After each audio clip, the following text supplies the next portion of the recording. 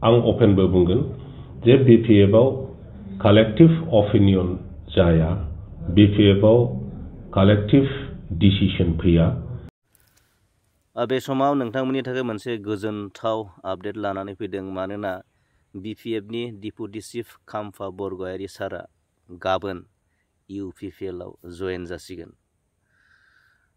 आरो बिथाङा फोरमायदों बिपिएफनिफ्राय इउपिपिएलआव जयेन जानायनि थांनायनि गुबै मेन रिजनखौ बिथाङा फोरमायदों, मानोना बिपिएफआव कालेक्टिभ अपिनियन जाया, बिपिएफआव कालेक्टिभ डिसिसन जाया, बेनो मेन गुबै उइकनेस दुरबलता होननानै बुंदों। थ' बिनि अनगायैबो बिथाङा गोबां गुवार बाथ्रा बुंदों, गोलाव बाथ्रा बुंदों। नोंथाङा डिटेल्स गासैबो बाथ्राखौ बुजिनो थाखाय, मोनथिनो थाखाय नैबे भिडिअखौ जोबजासिम नायलांगोन। आरो नोंथाङा आंनि चेनेलाव गोदानब्ला चेनेलखौ साबस्क्राइब खालामनानै लागोन। बेबायदिनो गोदान गोदान आपडेट फैयोब्ला मोननाय बायदि। बिदिब्ला नोंथाङा भिडिअखौ नायलांदो जोबजासिम। आं अपेनबो बुंगोन जे बिपिएफआव कालेक्टिभ अपिनियन जाया, बिपिएफआव कालेक्टिभ डिसिसन फैया, बेनो बयनिख्रुइबो देरसिन दुरबलता, उइकनेस बिपिएफआव। बिपिएफनि माबानिफ्राय लिडारशिपनिफ्राय साबसिन बे स्पेसखौ मोनो, आं बेखौ नुनो मोनदों। बेखायनो इउपिपिएलआव थानानै आङो आंनि जि साननाय, रायजो राजाफ्रा जायखौ लुबैदों, आंनि हथिरथ, आंनि लोगोफोर बिपिएफनि दैदेनगिरि बिथांमोनहा जायखौ लुबैदों, बेखौ रियेल सेन्सआव मावफुंहैनायनि हाबाफारि हिसाबैनो आंनो प्रथम इउपिपिएलआव थांग्रोनोसै होननानै आंनि गोसो सिंनिफ्राय बिबेकआव सिद्धान्त लानानै आं बे खामानिखौ मावसिगोन। नोंथाङा बिटिसिआव इलेक्सन गेलेबोदों बा राजनिति खालामदों, बे समनिफ्रायनो जोंनि हारियाव, जोंनि समाजाव गोबां धरननि दाङाबाजि, नांलायनाय खमलायनाय, एना एनि जाबोनायखौ जों बयबो मिथिगौ। दा ओरैबायदि परिस्थितिया जे मोनसे गामियाव बिपिएफ इउपिपिएल लानानै हाबा हुखानिफ्राय, सावरि बादालिनिफ्राय गावजों गाव सहानुभूति होलायलायै, थांलायलायै फैलायलायै बेबायदि परिस्थितिसिम सफैदों। दा बेफोरखौ सुस्रांनो थाखाय बिभिन्न समावहाय जोंनि दैदेनगिरिफ्रा ज' खालामनायनि, बे मोननै दलखौ ज' खालामनायनि सेस्ताबो खालामबोबाय थादोंमोन। दा ज' खालामनायनि बेलायाव आं बेखौनो अनुभब खालामदों।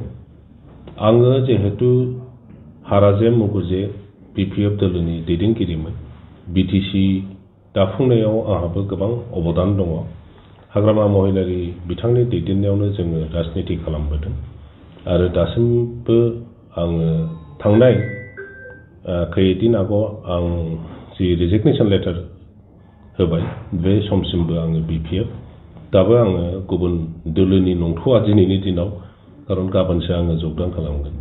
बे समसिम आङो बिपिएफनि सासे दैदेनगिरि हिसाबै समग्र बिटिसिनि राजनितिखौ आङो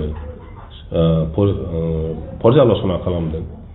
आरो बेनि गेजेराव आङो अनुभब खालामदों जे दिनै नङा गाबोन नङा बा बबेबा मोनसे समावहाय जोङो ज' जाथारनांगोन। आरो ज' जायागौ माने जोंनि हारिनि जि थामोन्था, हारि दाफुंनायनि जोंनि जि सिन्ताधारा, बेयो आधुरा जागोन।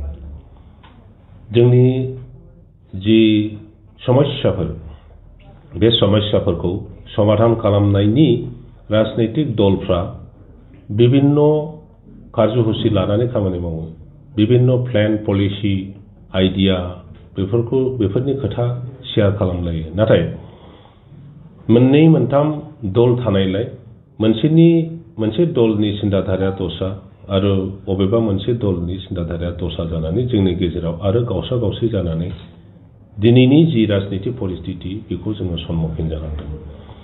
आं दा ओंखायनो गोदान मोनसे आसा लानानै आरो समग्र बिटिसिनि रायजो राजाफोरखौ धर्मालम्बी जोंनि गुबुन गुबुन धोरोमनि सुबुंफोर गुबुन गुबुन भाषानि सुबुंफोरखौबो जयै लाफानानै मोनसे गोख्रों राजनैतिक खालामनो थाखाय आरो बिटिसि आव स्ट्रं मोनसे राजनैतिक आबहावा माने स्टेबल पलिटिक्स लाबोनो थाखाय आङो खामानि मावनो ओंखारदों जेन' बिटिसिनि दैदेनगिरिफ्रा बिटिसिनि पलिटिक्सआ गुबुन जायगानिफ्राय नारसिनजानाय प्रेसाराव खामानि मावनाङा आरो बेखौ आङो सम्भब नुदों जे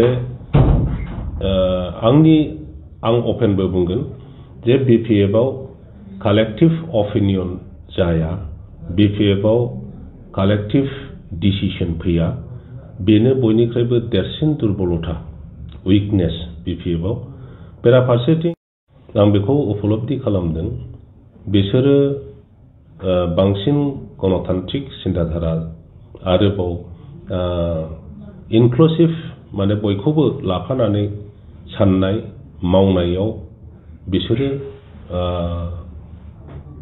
बिपिएफनि माबानिफ्राय लिडारशिपनिफ्राय साबसिन बे स्पेसखौ मोनो आं बेखौ नुनो मोनदों बेखायनो इउपिपिएलआव थानानै आङो आंनि जि साननाय रायजो राजाफ्रा जायखौ लुबैदों आंनि हथिरथ आंनि लोगोफोर बिपिएफनि दैदेनगिरि बिथांमोनहा जायखौ लुबैदों बेखौ रियेल सेन्सआव मावफुंहैनायनि हाबाफारि हिसाबैनो आंनो प्रथम इउपिपिएलआव थांग्रोनोसै होननानै आंनि गोसो सिंनिफ्राय बिबेकआव सिद्धान्त लानानै आं बे खामानिखौ मावसिगोन।